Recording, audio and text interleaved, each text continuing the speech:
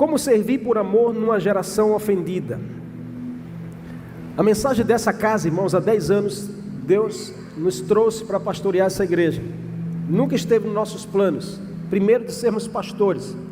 Quando o nosso pastor nos chamou e disse assim: a gente quer ungir vocês, pastores, meu coração tremeu demais.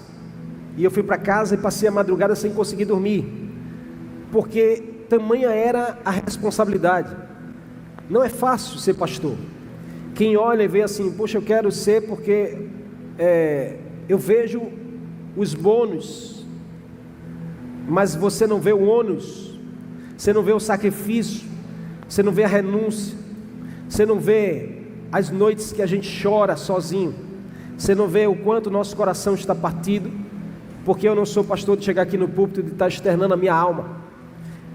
Mas ser pastor, irmãos, é um chamado de Deus, primeira coisa. Não adianta a gente querer ser, é Deus quem escolhe. E quando Deus escolhe, não há quem possa também empatar. Então, quando o pastor nos convidou e disse: a gente vai ungir vocês, eu fiquei muito apreensivo, porque eu sabia da responsabilidade. E eu disse para ele: eu não me vejo pastor, não vejo, porque eu acho que é uma responsabilidade muito grande. E ele disse algo para mim que eu nunca mais esqueci. Ele disse: são desses que Deus chama. É quando você não se vê que Deus gosta de capacitar você. E aí é quando a gente entende que um chamado de Deus para nossas vidas, ele acontece quando Deus nos capacita. Então a gente foi ungido pastor. 6 meses depois nós estávamos pastoreando, vindo para cá, para o Bongi. Chegamos com um grupo de mais ou menos 40 pessoas. E a mensagem que Deus colocou em nosso coração foi a mensagem de sermos uma família que ama. Uma família que ama a Deus e ama pessoas. Uma família que serve a Deus servindo pessoas. Essa mensagem tem sido pregada há 10 anos nessa casa. E os frutos são colhidos. Quantos testemunhos a gente não ouve, escuta, de pessoas que chegaram aqui. Agora mesmo estava conversando com um discípulo lá atrás. Ele disse: pastor, eu cheguei aqui 3 anos e pouco. Quando eu cheguei, eu estava magro, minha roupa folgada, porque eu estava no pior momento da minha vida. Estava preso nos vícios, estava com a família destruída. E naquele dia eu aceitei Jesus. E olha como eu estou hoje. 3 anos se passaram. Quantas coisas não mudaram na vida de uma pessoa, de uma família. Os dois hoje servem a igreja do Senhor, a família serve. E mais, Deus tem transformado ao ponto de usar essa pessoa no lugar que Ele nunca imaginou. É assim que o Senhor faz, amém? E Ele faz isso através da casa dele, dessa igreja, a qual o Senhor tem dado a graça e a capacidade de ela acontecer. Tudo que você vê aqui é a mão do Senhor, é Jesus. E a gente carrega essa mensagem conosco, de amar e servir com excelência, com amor, porque nós sabemos que não é sobre nós, é sobre o Senhor. Mas estamos vivendo uma geração, irmãos, muito difícil. Essa é a geração mais ofendida de todos os tempos, a geração mais sensível, a geração mais rasa, a geração mais que por pouco se troca qualquer coisa. Como a gente pode, como igreja, permanecer amando e servindo no meio de uma geração como essa? Eu quero trazer para você algumas lições do próprio Senhor e da palavra de Deus. Primeiro texto que eu quero ler com você está em 1 Pedro capítulo 2, verso 24. Você pode acompanhar aqui no telão se tiver. 1 Pedro capítulo 2, verso 24. Se tiver o texto aí, ou você abre sua Bíblia. Olha o que diz a palavra do Senhor, capítulo 2, verso 24.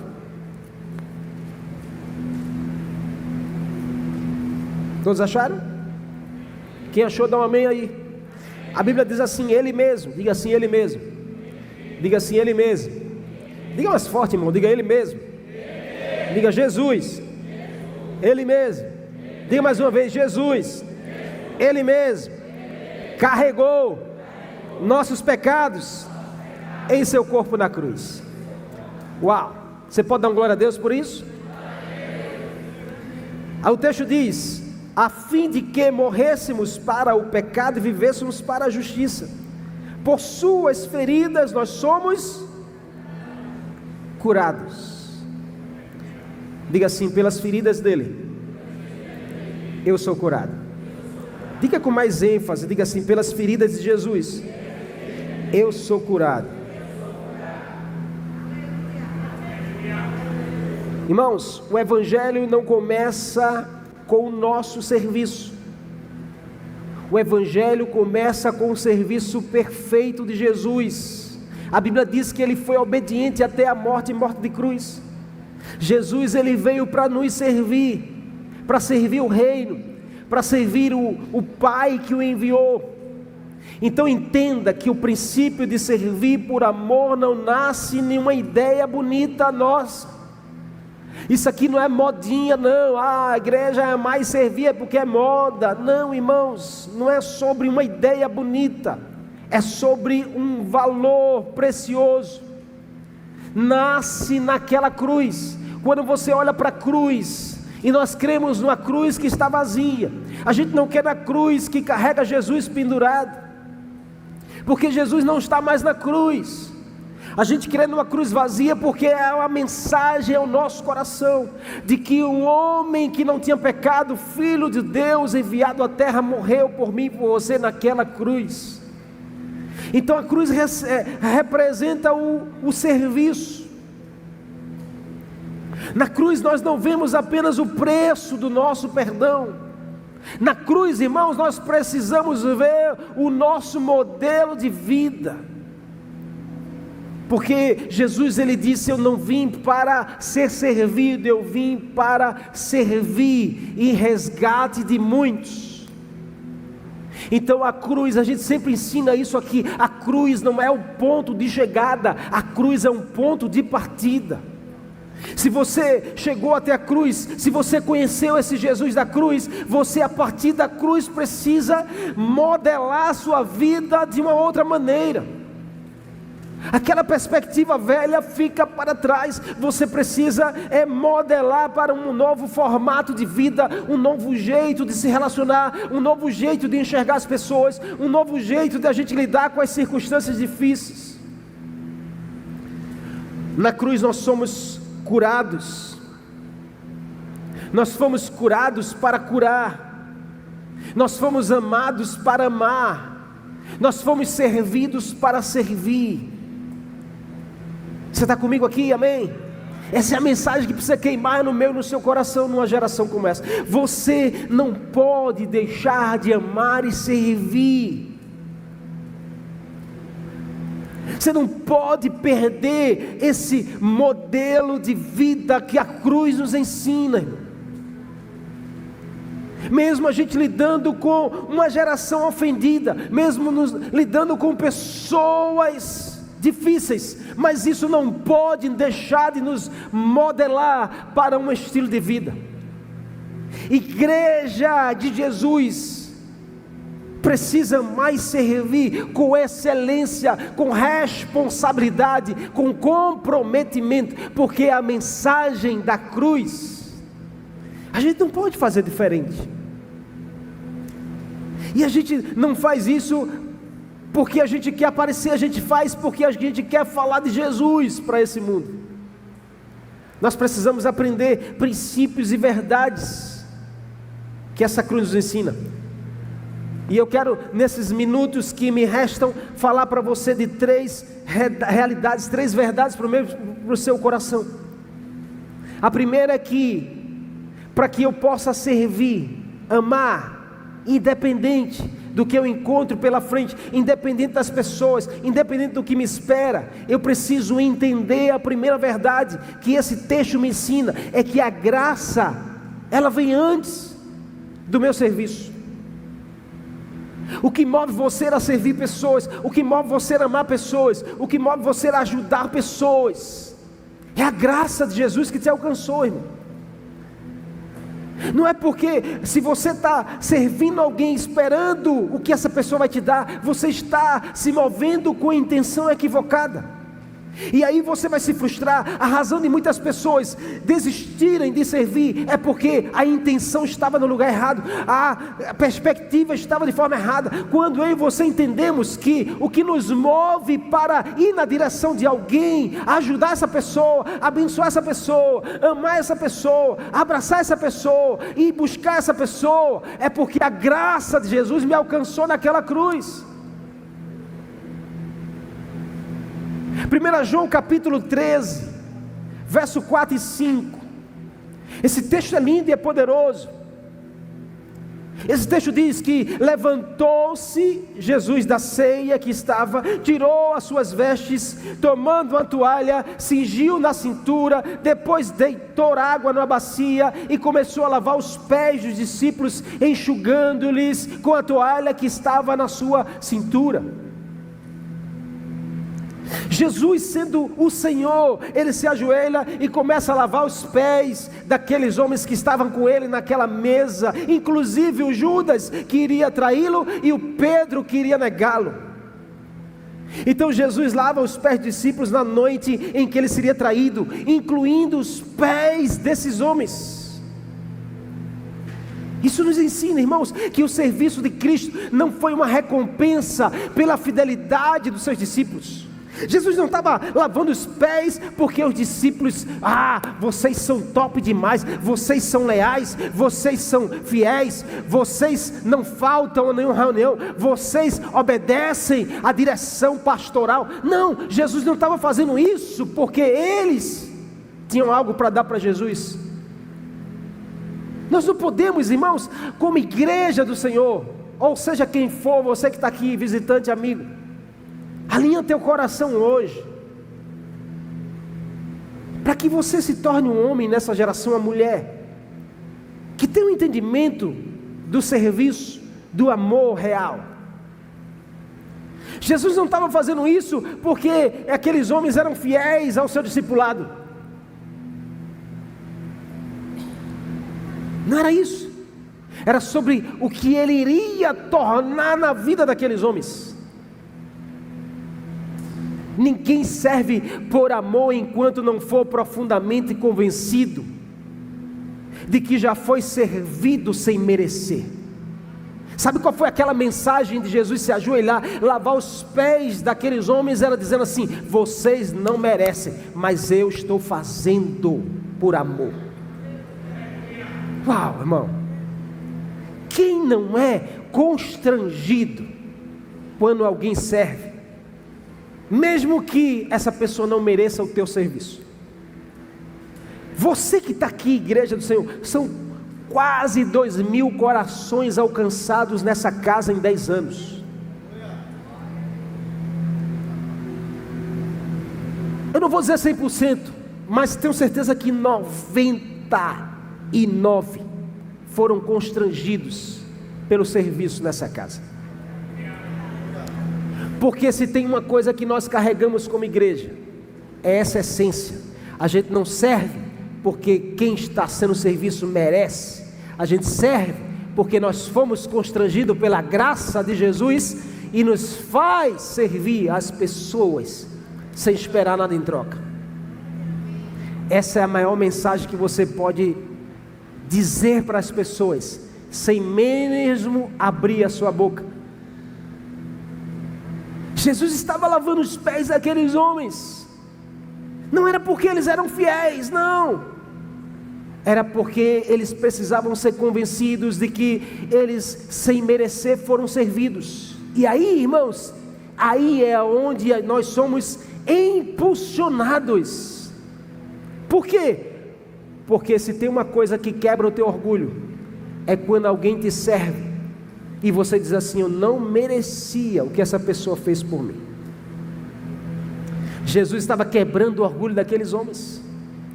Jesus estava dizendo a eles: olha, vão e façam agora o que eu vos fiz. Jesus não estava instituindo ali uma liturgia que tem que lavar os pés. Não era sobre o ato de lavar os pés, era sobre ele sendo o Senhor, ele sendo o mestre, ele se ajoelha para servir.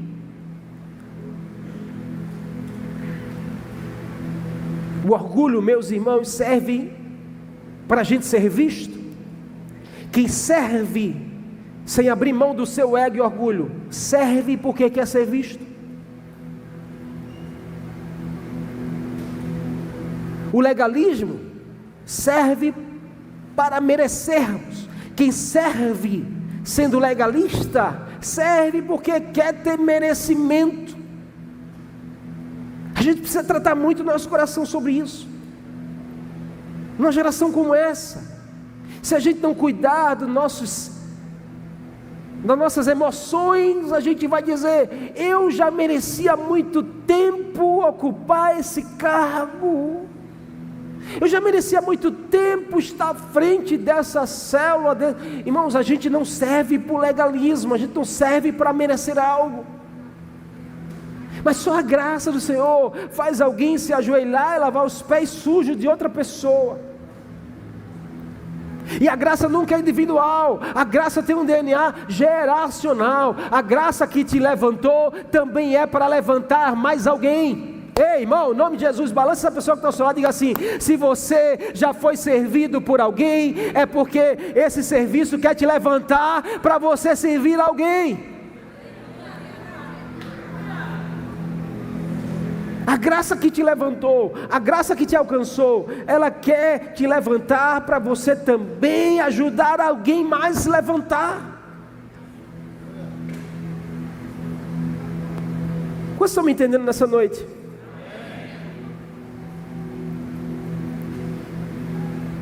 Nós precisamos fazer parte dessa geração curada, que Pedro aqui descreve na sua epístola para a igreja, dizendo que as feridas de Jesus, ela é a causa de sermos curados. Nós precisamos ser essa geração de curados, não para se exibir, mas para revelar o remédio que nos curou. As pessoas precisam olhar para mim, para você, e dizer assim: uau, mas você foi tão ferido, como é que você está curado? Você não vai falar de você, você vai falar daquele que te curou. Então nunca perderemos a oportunidade de servir por amor, quando nós abrimos mãos de tentar mostrar que é sobre nós. Nunca será sobre nós, sempre será sobre Ele, amém? Nunca será sobre nossas capacidades, sobre nosso merecimento, sempre será sobre a graça de Jesus naquela cruz por mim e por você. Você pode aplaudir a Ele nessa noite? Pode ser mais forte?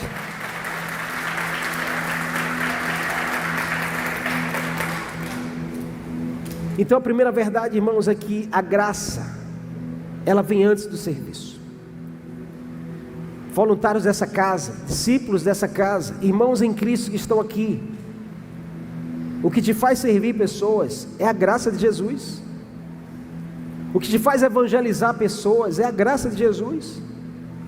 O que te faz vir para cá, para esse prédio, chegar aqui 1 hora antes do culto, sair daqui alguns minutos depois do culto, e você está aqui em pé o culto todo, ou está ali na churrasqueira levando fumaça, ou está aqui em cima, um louvor que chega 1 hora antes do culto, e está aqui entregando o seu melhor. O que faz a gente se dedicar e passar a vida se dedicando em sacrifício? Eu sirvo há 27 anos a igreja do Senhor e sirvo com a mesma paixão e mesma dedicação. O que é isso? É a graça que me alcançou naquela cruz. Porque todas as vezes que eu penso em dizer assim, eu não vou mais servir pessoas, porque pessoas nos ferem, Jesus diz assim: ei, olha para aquela cruz, você me feriu tanto, mas eu deixei de servir você? Não, então se coloca no teu lugar e deixa que a graça te impulsiona para você servir. É sobre a graça, amém? É a graça.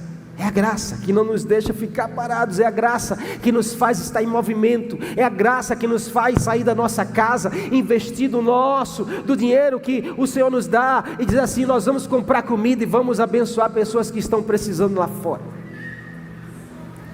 É a graça. A cruz é a mensagem da graça.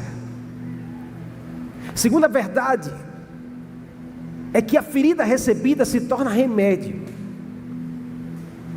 Como amar e servir uma geração ofendida? É quando nós entendemos que as feridas recebidas, elas se tornam remédio para outra pessoa. Isaías 53:5 diz: mas ele foi transpassado pelas nossas transgressões, moído pelas nossas iniquidades. O castigo que nos traz a paz estava sobre Cristo, e pelas suas pisaduras nós somos sarados. Note a sequência desse texto. Primeiro ele foi ferido, depois nós fomos sarados. E aí nós somos sarados para depois agora levarmos a cura para pessoas. A cruz não apenas nos cura, mas a cruz também nos qualifica. Você não está entendendo? Você pode não se enxergar assim, mas naquela cruz Jesus já te enxerga como alguém que está qualificado para ajudar pessoas a serem curadas. Tem muitas pessoas aí fora feridas. Onde está a cura? Está nas tuas mãos, está com você. Jesus está te qualificando. Aquela cruz te qualifica para você ir em nome dele e se tornar remédio para as pessoas. Paulo diz em 2 Coríntios 1:4 que Deus nos consola em toda a nossa tribulação, para podermos consolar os que estiverem em qualquer angústia, com a consolação com que nós mesmos somos contemplados por Deus. Então entenda isso. A Bíblia está dizendo que com a consolação que o Senhor te consola, Ele te usa para consolar mais alguém. Essa é a dinâmica do Evangelho. Começa na cruz, alcança os primeiros discípulos de Jesus e vai passando de geração a geração até chegar a mim e a você. Mas não pode parar em você. Você precisa deixar transbordar para a vida de mais alguém. Tem pessoas que cruzam o teu caminho, que precisam do consolo que você recebeu de Jesus, que precisam do remédio que você recebeu nele. O lugar que você foi mais profundamente ferido, quando você é tocado pela cruz, torna-se o lugar onde mais flui cura para outras pessoas. Pode observar, aonde você foi mais ferido, é aonde Jesus quer te usar para levar cura para mais pessoas. Mas enquanto a gente ficar só olhando para a nossa ferida, a gente vai deixar de ir para ajudar pessoas. Um ex-viciado, irmãos, em crack, em maconha, quando se converte, que encontra-se com Jesus naquela cruz e entende a graça, ele torna-se um conselheiro na vida de pessoas que estão assim hoje. A mulher que foi perdoada de muitos pecados, ela passa a amar muito outras pessoas pecadoras. O filho pródigo de Lucas 15, depois de voltar para casa, entende como receber outros pródigos. Você só entende muito bem da dor do outro quando você é curado na dor que você tinha. Nós precisamos ser a geração curada, amém? Bota a mão no ombro dessa pessoa e diga assim: eu profetizo que você fará parte da geração que é curada por Jesus, para curar outras pessoas. Amém? Quantos recebem isso? Levante sua mão direita e diga: eu recebo. Diga: eu recebo daquela cruz a cura para a minha vida. Você pode aplaudir e glorificar o nome de Jesus?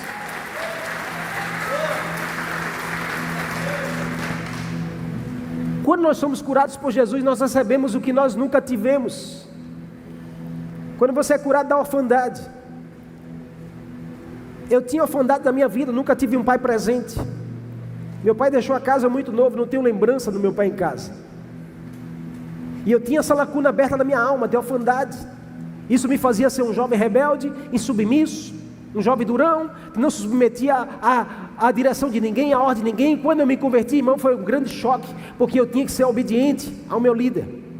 Eu tinha que se submeter ao pastorado da igreja. E aí Jesus foi me tratando, me curando, e foi me dando aquilo que eu nunca tive. Eu nunca tive pai, Ele foi me dando um pai espiritual. Eu não tinha um amor de pai, Ele foi me dando um amor de pai. eu não tinha a humildade, Ele foi me dando a humildade. Então entenda, quando Jesus Ele começa a curar você, é para te dar aquilo que você nunca teve. Quantos aqui podem reconhecer isso? Que tem em Jesus aquilo que nunca teve da sua família ou nunca teve desse mundo. Então, irmãos, primeiro Ele cura a sua dor, depois Ele te usa para curar a dor de mais alguém. Sabe quando a nossa dor deixa de doer? É quando o que te feriu virou ministério na sua vida.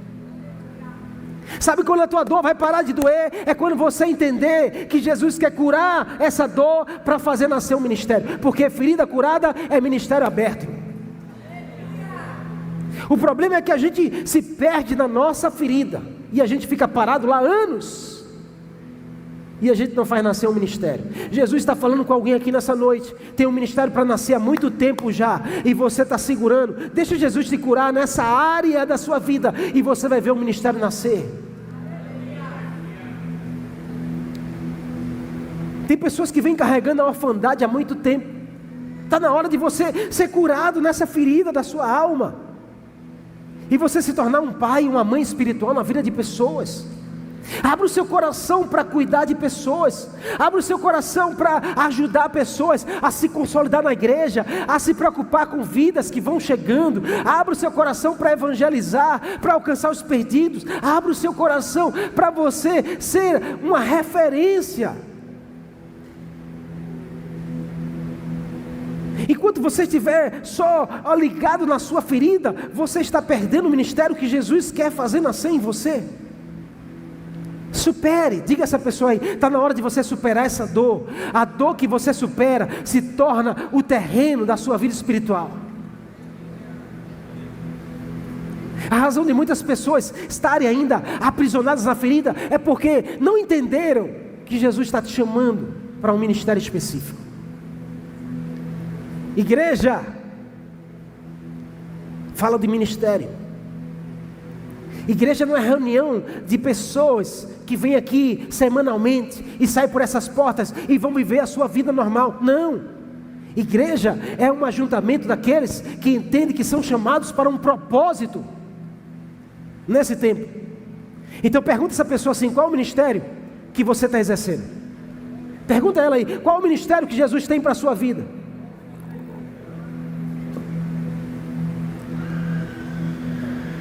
Eu não estou te perguntando qual o ministério que você está servindo na igreja, porque você pode estar servindo na recepção. Eu estou te perguntando qual o ministério que Jesus tem com você. Não sabe? É porque você está preso na sua ferida. Diz essa pessoa assim: está na hora de você ser curado.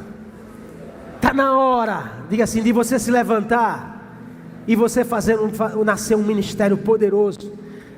Amém? Diga a ela, Jesus vai te usar de forma poderosa nessa geração. Você crê nisso? E por último, não menos importante, a cruz, irmãos, é o fim do interesse próprio. Sabe quando uma igreja ama e serve uma geração ofendida? É quando entende que a cruz anula o nosso eu. A cruz nos faz renunciar, irmãos, nosso interesse próprio. Filipenses 2, 7 e 8 diz: a si mesmo se esvaziou, assumindo a forma de servo, tornando-se obediente até a morte e morte de cruz. Na cruz, Jesus não negocia, não há placa escrita assim. Na cruz você não vai ver nenhuma placa escrita assim: faça por merecer, porque nunca será sobre o meu e o seu merecimento. Se você está aqui na casa do Senhor, mas você está lutando com o teu coração, dizendo assim: eu já merecia, é porque você ainda não entendeu a mensagem da cruz. Porque na cruz a gente abre mão do nosso interesse pessoal, porque passa a ser o interesse dele nas nossas vidas. Na cruz não há cálculo terreno, nem muito menos do nosso retorno. A Bíblia diz que ele serve até o fim, até o último suspiro, até a última gota de sangue, até o último gole de vinagre. Quando a gente entende isso, morre dentro de nós a mentalidade de mercenários espirituais. Balança a pessoa que está ao seu lado e diga assim: você não é um mercenário espiritual. Diga assim: você é um servo da mensagem da cruz. Diga assim: se a mensagem da cruz alcançou você, agora você se chama discípulo e discípula de Jesus. Você pode aplaudir a Ele nessa noite? Aleluia! Aleluia! Quando a gente entende isso, irmão, eu entendo que eu não sirvo se for reconhecido. Eu só ajudo se eu for retribuído por algo. Eu só participo disso se eu for ganhar alguma coisa. Eu só invisto nessa causa se for me favorecer a algo. Eu só perdoo se a pessoa vir me pedir perdão. O amor da cruz, irmão, é um amor sem garantia alguma. É um amor que serve aquele que é ingrato. É um amor que ora pelo aquele que nos crucifica. É um amor que dá a outra face. É aquele que anda a segunda milha com quem precisa. O serviço de um discípulo de Cristo nunca será sobre troca. É sobre transbordamento. Porque uma vez que eu fui amado naquela cruz, eu passo a amar as pessoas. Essa é a mensagem que eu e você precisamos deixar queimar em nosso coração no meio dessa geração. Eu sei que você que está aqui, assim como eu, teve ausências na nossa vida que nos marcaram muito. Não sei se foi o teu pai, tua mãe ou de alguém. Que ausência te marcou, te feriu, te deixou sequelas. Mas entenda que a ausência que te marcou será a presença que vai curar outras pessoas. É o propósito de Deus para a sua vida. E irmãos, aqui nessa igreja a gente ensina isso, que propósito não acontece no conforto. Propósito acontece no sacrifício. Ninguém vai dizer: eu estou vivendo meu propósito sentado no sofá, deitado na rede, assistindo um culto de casa. As pessoas precisam entender que viver o propósito é viver no sacrifício. Propósito não é rota confortável. Propósito não nasce no sofá. Propósito nasce no altar, no sacrifício, na renúncia. Quem vive procurando facilidade, irmãos, um dia vai perder o caminho. Porque o próprio Jesus disse que todo caminho largo afasta-nos de Deus. Quem vive procurando diversão, irmãos, vai se perder na missão do Senhor. Não se distraia. Diz a 3 pessoas pertinho de você: não se distraia. Não é tempo de distração. Diga assim: é tempo de missão. O Senhor te levanta nesse tempo. Diga a ela: o Senhor te levanta nesse tempo para você ser um canal na direção de pessoas. Um canal que leva a cura, um canal que leva a alegria, um canal que leva a paz, um canal que leva a solução, um canal que leva a salvação da vida eterna. Quem está disposto? Quem está disposto?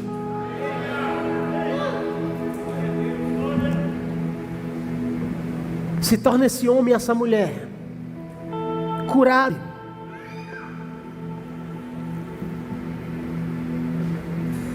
Nós precisamos amadurecer.